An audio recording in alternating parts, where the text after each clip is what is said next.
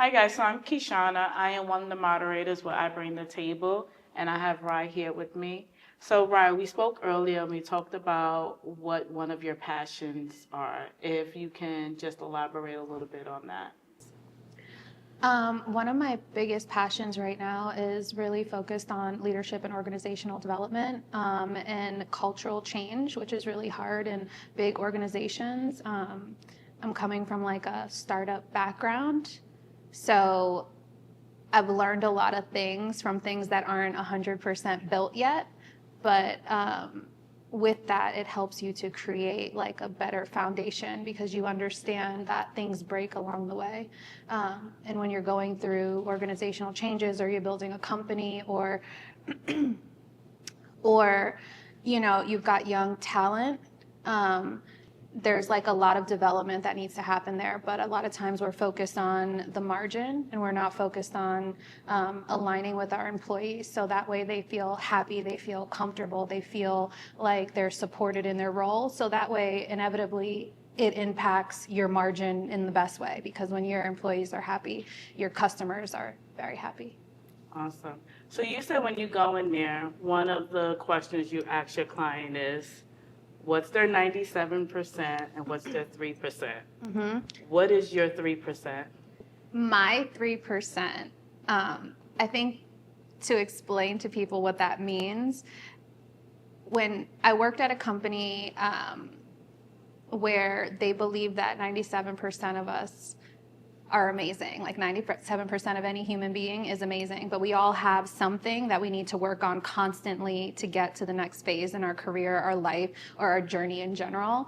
And usually that's like the more challenging part. It can be something in your personality. It can be something that maybe you need to constantly be working on. For instance, for me, like I would say it's probably public speaking.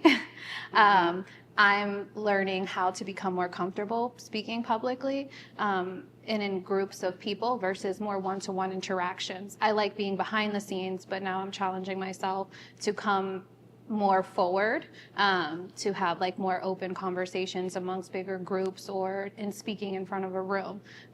So that's been something that definitely has been my 3% that I'm still working on. And look, we took this step here. We're doing this right now. We did. So what else are you doing to motivate yourself? Let's just say, what are you going to be doing to motivate yourself for 2025? Saying yes to things more versus no. A lot of times I think, in general, as people, sometimes we tend to like shy away from things that challenge us instead of like facing it head on and just trying something different because there's a fear of failure. But failure is important and it's something that needs to be sunshined rather than, put in a cabinet and put to the side. Because that's what you learn from the most. You learn the most through a big failure.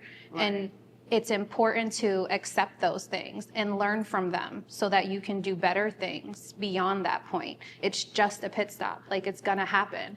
Rome wasn't built in a day. Businesses don't get built in a day. Right. There's a lot of things that go into that, and there's a lot of things that are going to go wrong that you can't plan for. And I'm a planner, so I don't know.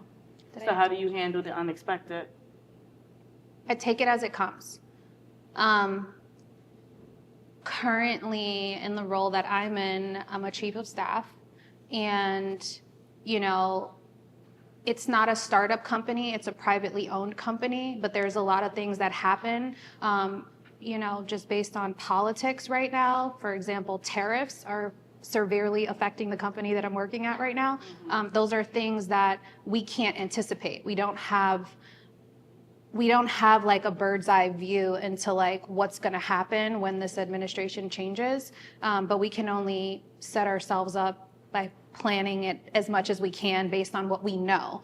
But then also not being afraid, again, if things fall apart once we get there. Right. You know what I mean? Because you often can learn something there to help you establish a new rapport for this next part of your journey, whether it's a business, personal, whatever it is.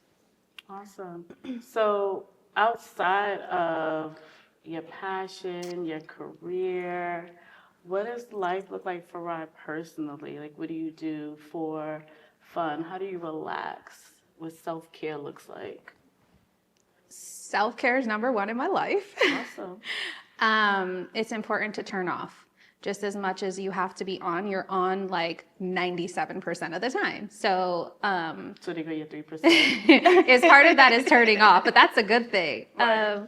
I like to do things for myself that make me feel good, whether it's going to get my hair done, whether it's reading a book, whether it's just going for a walk, doing like yoga, Pilates. Like I like to do things that fill my cup and also replenish the energy that I've expanded into the world. Like a big part of my role, whether it's coaching or being a chief of staff, is pouring into everyone else's cup.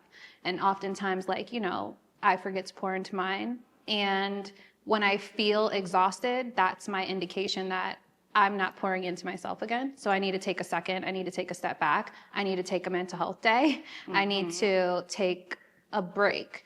And like I schedule it on my calendar, mental health day, D&D, do not disturb. Right. Because if I don't do that, like I'm just open to anybody putting anything on my calendar. But sometimes I just need a mental break, and taking those are important. Absolutely, because we can't fill up anyone else's cup if we're not filling up our own cups. 100%. And it's like, how do you help those and you're not helping yourself, right? Yep. So that's definitely important. So, you know, the whole theme around this is I bring the table. What do you feel you're bringing with your table? Oh, wow. That's a loaded question. I feel like I bring a lot of perspective. I think I've had a unique role in the sense, like, over the years, I've been an executive assistant to like some pretty, you know, high value startup companies. And what I've learned is like just being a sponge in all of these environments has definitely made me a valuable asset to any establishment that I find myself in, where people look to me for advice,